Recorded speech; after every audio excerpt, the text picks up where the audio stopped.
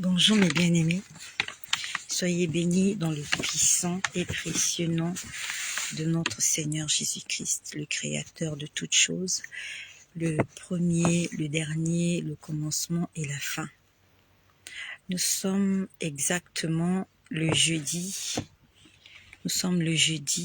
5 mai 2022. Je ne sais pas quelle heure il est chez toi. Chez moi, il est déjà plus de 12 heures. Je suis en pause déjeuner. Il est 12 heures passées de 30 minutes déjà. Et je profite de l'occasion et de la grâce que le Seigneur m'accorde pour vous faire ce petit message, ce partage pour fortifier, ce partage pour édifier, ce partage pour sauver, pour délivrer et ce partage pour glorifier le nom de notre Seigneur Jésus-Christ. Comme de coutume, je te remercie de partager 10 fois cette vidéo. Partage-la 10 fois, s'il te plaît. 10 fois seulement. Bonjour à ma sœur Prunelle Kwame. Ce que je vais vous dire ce midi, j'aurais dû vous le dire hier soir, mais j'étais fatiguée. Ah, il est 7h47 au Canada. Mais là où je suis, il est déjà midi. Là où je suis, il est déjà midi. Bonjour à Patty Ipemba. Bonjour, soyez bénis mes bien-aimés. Bonjour à vous tous qui êtes là. Marcel et Leslie, bonjour. Valérie Mébou, bonjour, bonsoir. Ça dépend de l'heure à laquelle tu es en train d'écouter cette vidéo. Émilie Yeboua. J'ai beaucoup de bien-aimés. Donc, ce que je veux te dire ce soir, en fait, je voulais te le dire hier. Ah, au Congo-Brazzaville, il est 12h48 minutes. Amen. Que le Seigneur bénisse le Congo-Brazzaville. Madly Désirée, depuis la Guadeloupe. En même temps, je pense à Rayon du Soleil et à toutes mes sœurs. Non, pas la Guadeloupe, c'est la Guyane. Je suis désolée, excuse-moi. Je prie le Seigneur pour l'île de la Guyane, d'accord? Que le Seigneur bénisse la Guyane, bénisse tous les Guyanais, tous les Congolais, tous les Canadiens, voilà, tous les Camerounais, voilà, Valérie Mébou, c'est depuis le Cameroun à Yaoundé que le Seigneur bénisse tous les Camerounais au nom puissant de Jésus-Christ. Donc, pendant que je m'apprêtais à faire cette vidéo, désolé Madly Désirée, je confonds toujours la Guadeloupe et la Guyane. Ça commence par G-U. Oh, c'est la Guadeloupe. Sorry, je suis désolée. Que le Seigneur bénisse la Guadeloupe. Que le Seigneur bénisse l'Algérie. Zaya qui est là. Que le Seigneur bénisse la Côte d'Ivoire. La côte où il y a de l'ivoire. Il y a beaucoup d'ivoire. Non seulement il y a beaucoup d'ivoire, mais c'est une côte. Que le Seigneur vous bénisse. Amen, amen, amen. Tout à l'heure, pendant que je m'apprêtais à faire cette vidéo, j'étais juste là assise. J'étais en train de poster une vidéo sur YouTube.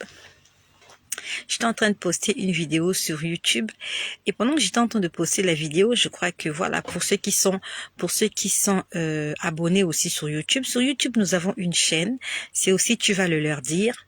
C'est vrai qu'il y a les détracteurs aussi qui ont créé une chaîne, Tu vas le leur dire, là où ils m'insultent, bien entendu, voilà. Donc, il y a 2 chaînes, Tu vas le leur dire.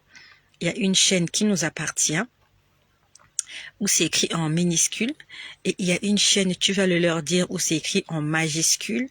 Cette chaîne qui a été créée pour me salir, mais bon, on les laisse continuer ce qu'ils sont en train de faire. Donc, je suis en train de poster une vidéo sur YouTube tout à l'heure, et avant que je ne lance le direct, j'ai entendu, ils sont en train de manger.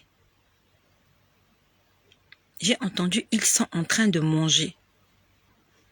J'ai dit, mais qui a parlé? Et ça m'arrive souvent. Je suis là, j'entends des choses.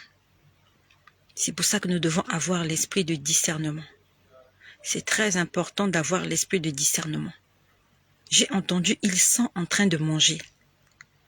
Je me suis posé la question, mais c'est vrai, c'est l'heure de manger. Mais qu'y a-t-il de mauvais? Au point où on me dise que des gens sont en train de manger.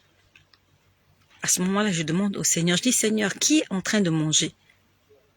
Pourquoi j'entends ils sont en train de manger? Qu'est-ce qu'ils sont en train de manger? Ça s'est passé tout de suite, là je ne dormais pas. Je vois des gens, là où je suis assise, je le vois en vision. Je vois des gens autour d'une table, en train de manger.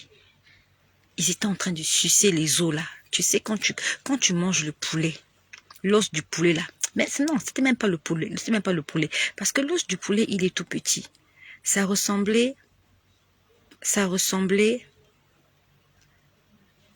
Prunelle Kwame, si tu veux voir ce que je vois, si tu veux vivre ce que je vis, tu dois faire de Jésus-Christ ton ami. Tu dois aimer Jésus de tout ton cœur. Tu dois faire ce qu'il aime. Et si tu fais ce qu'il te demande de faire, tout ce que tu lui demanderas, il va te le donner. C'est possible, je sais. Je sais que quand... En fait, je te parle de ça pour te donner l'envie de vivre ce que je vis. Ce que je vis, toi aussi, tu peux le vivre. Tu peux entendre des choses. Tu peux voir des choses. Tu dois faire de Jésus-Christ ton ami, ton confident, ton meilleur ami. Jésus doit être la première personne à qui tu penses le matin. Jésus doit être la dernière personne à qui tu penses le soir. Tu dois parler Jésus. Tu dois penser Jésus. Tu dois marcher Jésus. Tu dois réfléchir Jésus. Tu dois manger Jésus. Tu dois dormir Jésus. Tu dois te promener Jésus. Tu dois te laver Jésus. Tu dois être possédé de Jésus. Tu dois être possédé de Jésus. Si tu veux vivre ce que je vis, si tu veux voir ce que je vois, et si tu veux même faire, si tu veux faire plus, il n'y a pas du maraboutage, il n'y a pas du fétichisme. Tu n'as pas besoin de payer de l'argent à qui que ce soit. Fais de Jésus ta nourriture matin, midi, soir. Pense à lui. Il doit être ta priorité. Et quand tu fais de Dieu ta priorité, Dieu aussi fait de toi sa priorité. Vous êtes unis par un même esprit, à telle enseigne que tu peux lire même dans les pensées de Dieu. Quand tu es connecté au Saint-Esprit, tu vois comme Dieu aimerait que tu vois. Pourquoi? Pourquoi tu peux voir? Pourquoi tu peux voir ces choses-là? Parce que vous avez le même esprit.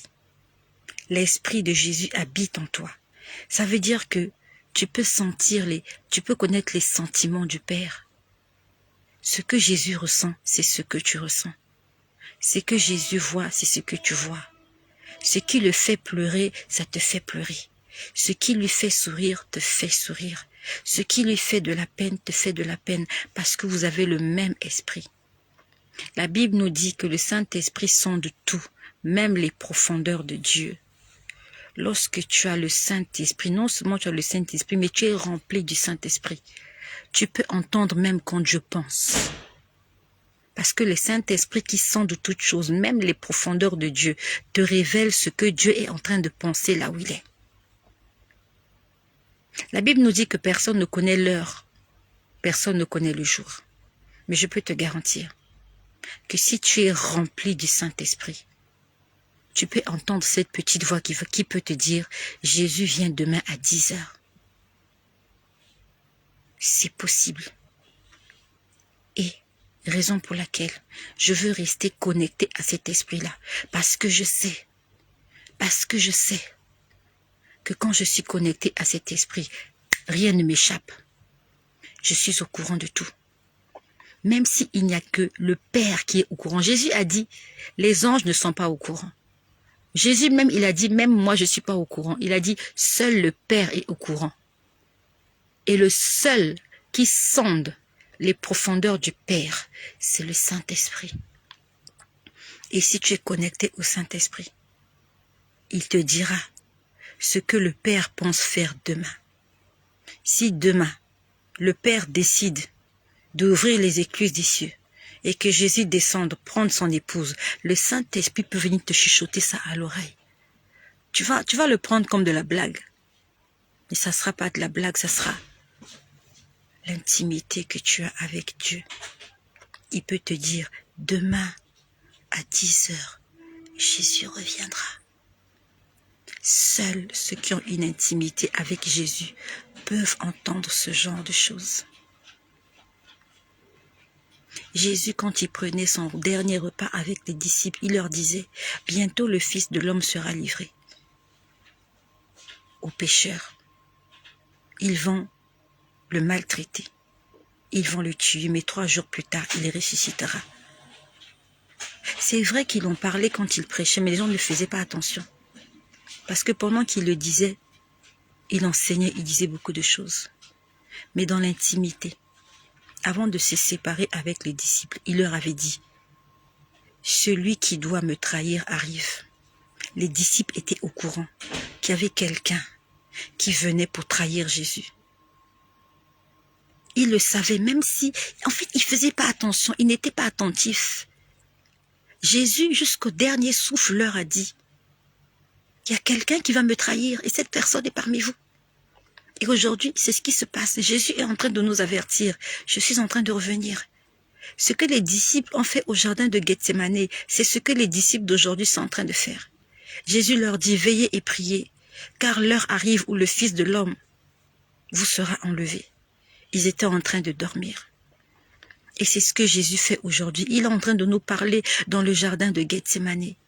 Il est en train de nous avertir, il y a quelque chose qui va bientôt arriver. Comme les disciples, nous sommes assoupis, nous sommes fatigués, nous avons sommeil, nous voulons dormir. Mais cette chose-là, que tu dormes ou que tu ne dormes pas, cette chose-là va arriver et tu seras surpris. La Bible nous dit que parmi les disciples, il y avait un jeune homme qui était là, qui était nu. Va le lire dans la Bible. Il était nu. Il était juste enveloppé d'un drap. Et quand on est venu arrêter Jésus, il a abandonné son drap, il a couru nu, il a fui nu. Ça, c'est l'effet de surprise. S'il avait fait attention à ce que le maître disait, il aurait eu le temps d'aller s'habiller. On n'allait pas le voir nu courir comme ça dans le quartier, dans toute la ville. Et c'est ce qui va arriver à beaucoup de personnes. Jésus est en train de te dire, il y a quelque chose qui va arriver, prépare-toi.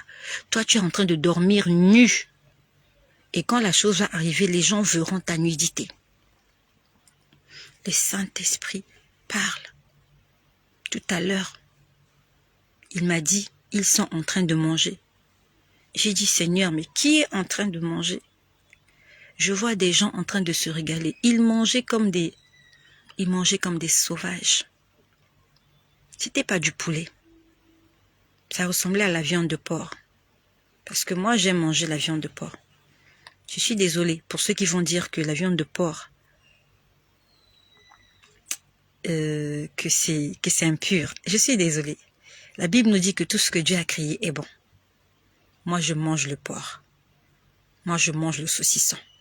Je mange le jambon. Voilà, et c'est très bon. Je mange ça et c'est très bon. Et si tu n'as jamais goûté, il faut goûter la viande de porc. Donc, je sais reconnaître la viande de porc. Même quand c'est fait en ragoût. Je sais reconnaître les os de porc. Je les voyais là sucer la viande de porc. Des gros os. Sont des os, non? Oui, sont les os. Et ils mangeaient comme des sauvages. Vous voyez? Quand je dis comme des sauvages, vous voyez? Comme des gens, comment je peux dire? Comme des sauvages. Des gens qui mangent sans manière. Ils mangent avec les doigts.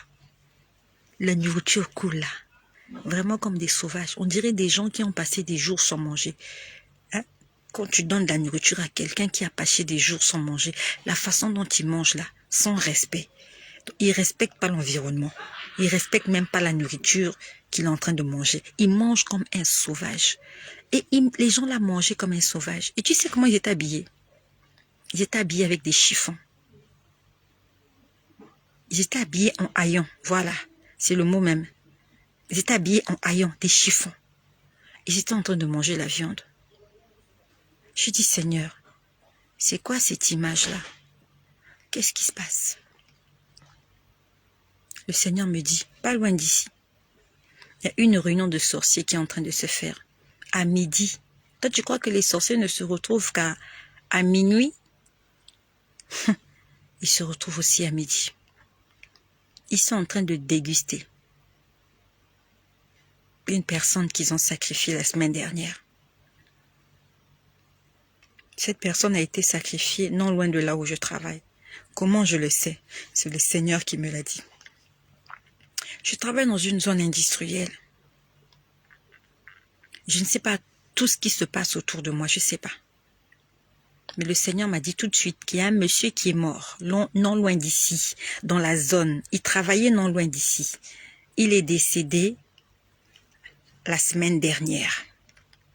Et il n'est pas mort de façon naturelle. Il a été sacrifié. Il est décédé, non, pas il est décédé, on l'a enterré la semaine dernière. Et ils sont en train de manger sa chair aujourd'hui, 5 mai 2021. Ils sont en train de se régaler là quelque part. Des sorciers qui ont tué un père d'enfant. Quelqu'un qui avait de l'avenir. Quelqu'un qui avait des enfants. Aujourd'hui, ces enfants sont orphelins. S'il était locataire, ils vont chasser sa femme de la maison parce qu'elle ne pourra plus payer le loyer. Même s'il était propriétaire. Dans les familles africaines, dès qu'un mari meurt, on vient chasser la veuve de la maison. On chasse et la veuve et les orphelins. Leur vie a basculé en une journée. Et cet homme-là, il est en train d'être mangé ce midi. 5 mai 2021. Pourquoi c'est arrivé? Parce que cet homme-là n'a pas voulu écouter la voix de Dieu. Parce que pendant que je voyais la scène, j'entendais une parole. La parole disait, Jésus, prends ma vie en main. Jésus, prends ma vie en main. Je te remercie d'écrire cela. Écris-le. Non seulement écris-le, déclare-le. Jésus, prends ma vie en main. Si tu ne laisses pas Jésus prendre ta vie en main, si tu conduis ta vie comme bon te semble, si tu prends ta vie en main toi-même, ce qui est arrivé à cet homme-là va peut-être t'arriver. Écris-le. Jésus, prends ma vie en main. Non seulement tu l'écris, mais tu le déclares. Parce que si Jésus prend ta vie en main, c'est pas possible qu'on te sacrifie comme cet homme. C'est pas possible qu'on puisse bouffer ta chair. Ils sont en train de bouffer la chair de cet homme-là. Et c'est pas le seul déjeuner qui se passe là. Partout dans le monde, il y a des gens qui sont en train de se régaler comme ça, de quelqu'un qui est mort quelque part. C'est pour ça que mon bien-aimé, on ne blague pas avec la vie.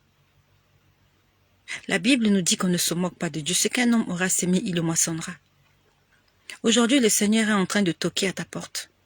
Le Seigneur est en train de t'interpeller. Le Seigneur te dit, donne-moi conduire, laisse-moi conduire ta main. Laisse-moi conduire ta vie. Donne-moi ta main, laisse-moi te conduire. Je te montrerai le chemin que tu dois suivre. Tu dis, non, Seigneur, j'ai pas besoin de toi. Je dois faire et je veux faire ce qui me plaît. Et cet homme-là, non seulement qu'il se retrouve dans le lieu de tourment. Non, oh non. Il se retrouve dans le lieu de tourment. Il n'est pas au paradis. Parce qu'une personne qui va au paradis, sa chair ne peut pas être mangée dans la sorcellerie en plein midi par des sorciers. Quand tu meurs dans le Christ, le Seigneur ne veille pas seulement sur ton âme, mais il veille sur ton corps. Le Seigneur ne permettra pas que ton corps soit mangé. C'est pas possible. Dieu veillera même sur ton corps, parce que ton corps doit être ressuscité en un corps glorieux. Et ça se passe ce midi. Je ne sais pas qu'est-ce que tu es en train de faire. Pendant que tu es en train de manger, je ne sais pas qu'est-ce que tu fais. Il y a des sorciers qui sont en train de manger aussi. Peut-être que c'est la chair de ton mari. Peut-être que c'est la chair de ton fils, de ta fille qui est décédée. Peut-être que c'est la chair de ton père ou de ta mère. Et pendant que tu es là dans la rue, tu es en train de te promener, de faire tout et n'importe quoi. Il y a des sorciers quelque part qui sont en train de bouffer la chair de cette personne-là que tu as connue. Tu étais aux obsèques, tu as pleuré. Ça ne changera pas la destinée de cette personne. Jésus, prends ma vie en main. S'il te plaît, donne ta vie à Jésus. Donne ta vie à Jésus. Ils pourront toucher à ta chair physique, mais ils n'iront jamais au-delà de ta chair physique. Comme avec Job, Satan peut toucher ta chair, il peut toucher ton moral. Il ne touchera pas à ta vie. Tu auras des cicatrices physiques, corporelles, mais le Seigneur va te protéger. Il va protéger ton âme, il va protéger ta vie. Parce que ce n'est plus ta vie lui appartient. Et il ne permettra à personne de toucher à ta vie. C'est la promesse que le Seigneur Jésus-Christ nous fait aujourd'hui. Cet homme-là, on est en train de me le décrire. On est en train de me décrire cet homme. Pendant que je parle, je suis en train de voir la vie de cet homme. Cet homme ne voulait pas de Dieu. Il se moquait de Jésus. En fait, il ne se moquait pas de Jésus parce qu'il voulait se moquer. Il se moquait de Jésus parce qu'il était emballotté dans la foule. Vous savez, il y a un effet de foule. Il y a des gens, quand ils sont calmes, ils se rendent compte que sans Dieu, ils ne peuvent rien. Mais quand ils se retrouvent dans un certain milieu, là où il y a des blasphémateurs de Jésus, là où il y a des ivrognes, là où il y a des adultères, là où il y a des impudiques, il était dans ce milieu-là. Et quand il était dans ce milieu-là, il disait, oh, Dieu là, ah, Jésus là, ah, Jésus. Je suis en train de le voir en train de banaliser tout. Il banalisait tout. Évite les mauvaises compagnies. Un enfant de Dieu ne traîne pas avec n'importe qui. Peut-être que dans ton coin, lorsqu'on te prêche l'évangile seul, tu vas te repentir. Mais quand tu es accompagné des mauvaises personnes, lorsque vous allez entendre parler de Dieu, de Jésus, il suffit qu'un seul puisse rabrouer la personne qui prêche. En fait, l'effet de foule, de masse fait que, ah, quitte-la avec ton évangile à la noix de coco là. Jésus là, il ne voit pas les gens souffrir ici. Pardon, laisse-nous prendre nos bières. L'effet de masse. Et c'est ça qui l'a entraîné. Parce que je suis en train de le voir. Il était avec des amis. Pendant qu'il mangeait avec des amis, il prenait sa vie à la légère. Parce qu'il croyait que le lendemain lui appartenait. Les amis. Attention aux amis. Quand tu es seul dans un restaurant pendant que tu manges, tu réfléchis. Tu fais des programmes pour demain. Parce que tu es seul. Mais quand tu es accompagné des gens, quand vous mangez, vous pensez à rien, vous dites n'importe quoi. Fais l'expérience, va manger seul dans un restaurant. Pendant que tu es en train de manger, tu es en train de cogiter. Mais quand tu es avec tes amis, tu ne peux pas manger et cogiter. Parce qu'il y a toujours quelqu'un qui va dire un truc, qui va vous... ça va vous conduire dans un truc pas bien. Vous êtes au restaurant assis quelque part. Il y a une fille qui passe. Ah, frangin, t'as maté la go là? Tu l'as maté? Tu peux pas cogiter dans un restaurant lorsque tu es accompagné des mauvaises personnes.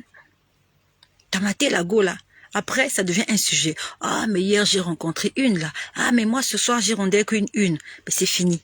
Vous avez invité Satan à votre table. Et quand vous invitez Satan, il vous sert. Il vous sert un plat. Le plat de la destruction, raison pour laquelle tu dois éviter les mauvaises compagnies. Quand tu prends ta pause déjeuner, va seul dans un coin. Si tu n'as rien à faire, lis ta Bible, prie. Si tu as quelque chose à faire, fais ce que tu as à faire, mais fais-le seul. Et c'est ça qui a tué cet homme. L'effet de masse, l'effet de foule. Pendant que Dieu lui parlait, il était entouré des mauvaises personnes et il n'était pas, comment je peux dire ça? Il n'était pas attentif. L'effet de masse. Dieu envoie quelqu'un te parler. Mais comme tu es entouré des mauvaises personnes, quelqu'un est venu te dire, mon frère, réponds-toi, la semaine prochaine tu vas mourir. Mais autour de vous, il y a quelqu'un qui va lâcher. Quitte-la avec tes prophéties de malheur là. Ah, quitte-la. La semaine qui arrive aussi, tu meurs. Dieu t'avait averti ce jour-là. Sauf que tu étais accompagné des mauvaises personnes. La Bible nous dit dans Job 33, Dieu nous parle tantôt d'une manière, tantôt d'une autre. Sauf que nous ne faisons pas attention. On n'est pas attentif. Le Seigneur me dit, je l'avais prévenu. Mais le milieu qu'il fréquentait la distrait. Distraction. Que Dieu te sorte de la distraction au nom de Jésus. Au nom de Jésus. Cet homme-là qui est mort, il n'est pas le seul. Les gens vont continuer de mourir comme ça. Parce que nous sommes distraits. Parce que nous sommes désobéissants. Un enfant de Dieu ne traîne pas avec des païens. Un enfant de Dieu ne traîne pas avec des païens. Si cet homme-là était seul dans un restaurant et qu'il avait entendu la voix de Dieu, je crois qu'il se serait repenti. Mais il allait manger dans les restaurants à midi avec des potes qui l'ont empêché d'écouter la voix de Dieu. Lorsqu'il y a quelque chose de bien qui veut t'arriver, Satan enverra des mauvaises personnes t'entourer afin que tu ne saisisses pas ta bénédiction. Raison pour laquelle tu ne dois pas fréquenter les mauvaises personnes afin que tu ne restes pas dans la distraction. Fréquente les bonnes personnes. Le Seigneur nous a envoyé un message ce soir. Ce n'est pas ce que je voulais te dire ce midi. Je voulais te parler de ce que je voulais te dire hier soir. Je voulais te dire quelque chose que je voulais dire hier soir. Mais le Seigneur m'a fait entendre que ces gens-là étaient en train de manger. Et il m'a montré ce que je t'ai dit aujourd'hui. Et je vais m'arrêter par là. Je vais laisser le Seigneur parler à ta conscience.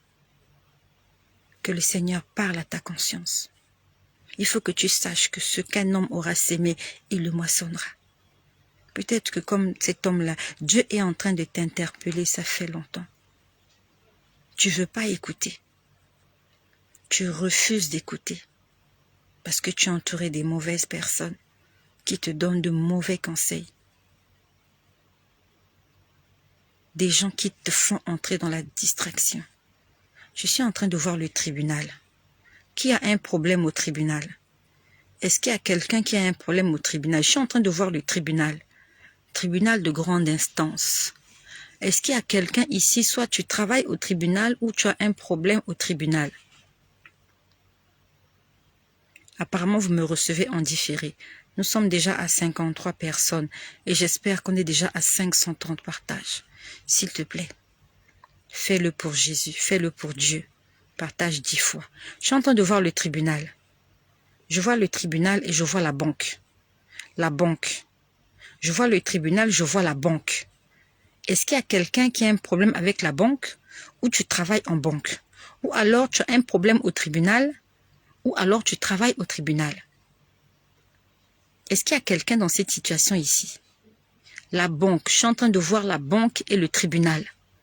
Alors, est-ce que c'est lié ou pas? Je ne sais pas. Mais la banque et le tribunal sont côte à côte. Donc, c'est comme si la personne est liée à la banque et au tribunal. Donc, je ne sais pas. Est-ce que tu dois... La banque c'est l'argent. Hein? La banque, c'est l'argent. La banque, c'est l'argent. Est-ce que tu as pris un crédit en banque? Je ne sais pas. Ou bien, tu as pris de l'argent à quelqu'un et ça t'a créé des problèmes et vous êtes retrouvés. C'est lié. Ce que je dis, c'est lié. La personne a un problème et à la banque et au tribunal. Donc, je ne sais pas. Je peux comprendre que c'est deux problèmes qui sont liés. Ce ne sont pas deux problèmes séparés, c'est lié. La banque est liée au tribunal. C'est côte à côte.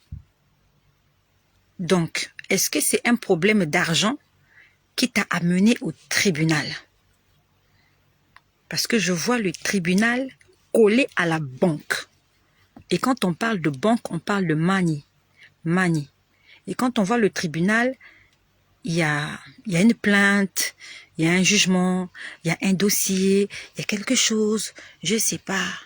J'ai des dossiers au tribunal et aussi je dois de l'argent à la banque. Nous allons prier. Vous êtes nombreux qui êtes là, peut-être, je sais pas.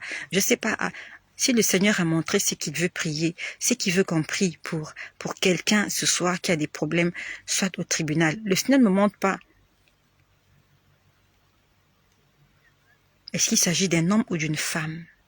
Bref, c'est pas important. Le Seigneur veut qu'on prie maintenant. Nous sommes 64 et j'espère qu'on est déjà à 640 partages. Toi qui viens de te joindre à nous, s'il te plaît, partage 10 fois. 10 fois seulement. 10 fois seulement. Nous allons prier. Et j'ai besoin de ta prière. Ceux qui n'ont pas de problème, prions pour ceux qui ont des problèmes. Et ceux qui ont des problèmes, prie pour toi. Et prie pour ceux qui ont des problèmes comme toi. N'oublie pas, la dernière fois, nous avons prié pour cette femme qui était dans le coma. D'un commun accord, nous avons tous prié et que le Seigneur bénisse toutes les personnes qui se sont joints à notre chaîne de prière afin que le Seigneur réveille cette femme du coma. D'accord? Nous allons prier. J'ai besoin de ta prière. Un seul charbon ne peut pas faire cuire une casserole. On a besoin de beaucoup de charbon pour avoir beaucoup de feu. Pour que la marmite soit chaude, pour que la nourriture puisse cuire vite et bien. On a besoin de mettre beaucoup de charbon. Il y a déjà la flamme qui est là. La flamme est déjà allumée. Apporte ton charbon. Viens apporter ta pierre à l'édifice. Nous allons prier pour toutes les personnes qui ont des problèmes au tribunal. Pour toutes les personnes qui ont des problèmes en banque. Pour toutes les personnes qui travaillent au tribunal. Pour toutes les personnes qui travaillent en banque. Pour toutes les personnes qui ont des problèmes financiers. Des dettes ou je ne sais pas tout ce que tu veux. D'un commun accord, d'un même esprit. Dans un même esprit. Je t'invite. Prions. Et nous allons terminer par là. Moi, je vais prier à ma manière. Toi aussi, prie à ta manière. Et je sais que Dieu va se manifester. Et j'attends vos témoignages. Pour toutes les personnes qui ont des problèmes au tribunal et à la banque. J'attends des témoignages au nom de Jésus. Prions. Seigneur Jésus, j'ai essayé de transmettre le message que tu as mis dans mon cœur ce midi. Je prie pour toutes les personnes qui sont là. Et je te remercie pour eux, pour leur famille, pour leurs enfants, pour tout ce que tu leur as donné. Merci pour la foi en Jésus-Christ, car c'est cette foi-là qui nous unit autour de cette plateforme que tu as créée pour ta gloire. Seigneur, je te prie pour cette personne qui m'écoute, qui travaille au tribunal. Seigneur, je te prie pour cette personne qui me regarde, qui a des problèmes au tribunal. Seigneur, je te prie pour cette personne qui me regarde, qui travaille en banque. Seigneur, je te prie pour cette personne qui m'écoute, qui a des problèmes avec la banque. Seigneur, je te prie pour toutes les personnes qui ont des dettes à payer et qui n'arrivent pas à les payer. Seigneur Jésus, je prie que ce midi, que les écluses des cieux s'ouvrent et que ce qui était difficile et impossible devienne facile sous la mouvance du Saint-Esprit. Seigneur, interviens en notre faveur. Seigneur, donne-nous la volonté de payer nos dettes.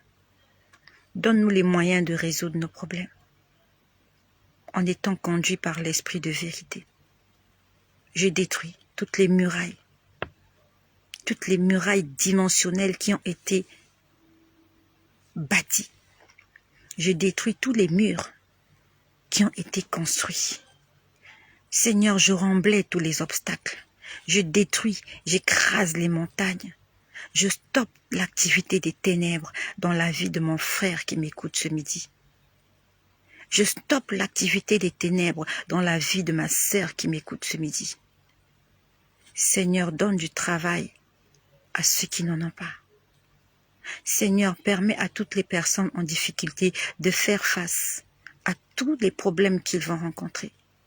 Seigneur, aide-nous à payer nos dettes. Aide-nous, Seigneur, parce que les dettes nous tuent. La Bible nous dit que celui qui paye ses dettes s'enrichit.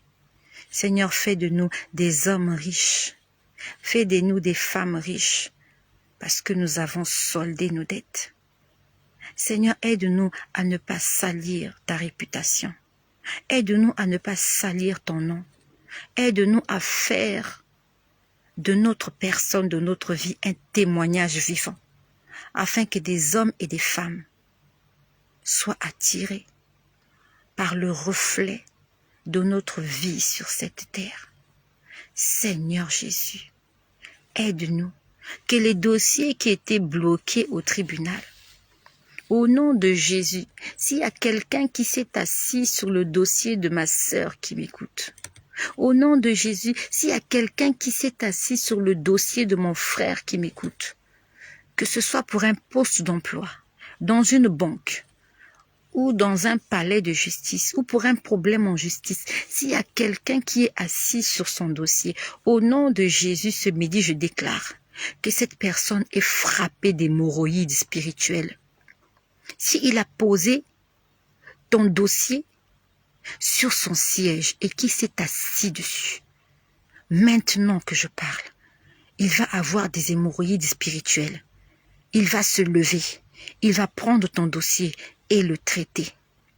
Si ça fait des années que ton dossier est quelque part, ils l'ont bloqué. Pour une raison ou pour une autre, au nom de Jésus, je débloque cette situation. Au nom de Jésus, je débloque cette situation. S'ils t'ont classé dans les archives, qui t'ont oublié, ils vont aller te chercher. Parce que je leur ôte la paix ce midi. Tous ceux-là qui t'ont classé dans les archives, et ils ont volé ta bénédiction, ils ont volé ta place. Je ôte la paix dans leur cœur. Je mets du feu sur leur fauteuil. Ils ne pourront plus s'asseoir sur leur fauteuil tant que ton dossier ne sera pas posé sur leur table de bureau. Ils iront eux-mêmes chercher le dossier là où ils l'ont caché. Ils vont traiter ce dossier-là parce que Dieu aujourd'hui veut te rendre justice. Dieu veut rendre justice à quelqu'un qui a été martyrisé, qui a été exploité, qui a été déçu du jugement des hommes. Au nom de Jésus, toute situation bloquée se débloque maintenant. J'envoie le feu du Saint-Esprit. J'envoie le feu du Saint-Esprit détruire toutes les montagnes qui ont été érigées entre toi et la solution à tes problèmes. Ton problème est résolu aujourd'hui. Au nom de Jésus, Dieu te donne la force aujourd'hui de payer tes dettes et d'être en bon terme avec tes créanciers. Et ça se passe aujourd'hui au son de ma voix, par l'autorité qui m'a été conférée par Jésus-Christ qui m'a donné cette mission. Car ce n'est pas moi qui parle, ce n'est pas moi qui agis, mais c'est l'Esprit de Dieu qui est en moi, qui me permet de faire ces déclarations. Au nom de Jésus, au nom de Jésus, je déclare avec effet immédiat tout déblocage dans ta vie, dans ta famille, dans ta santé, dans ton couple, dans tes entreprises, dans ton ministère. Soyez bénis. Nous sommes au nombre de 59. J'espère que tu as partagé 10 fois et que nous avons atteint 5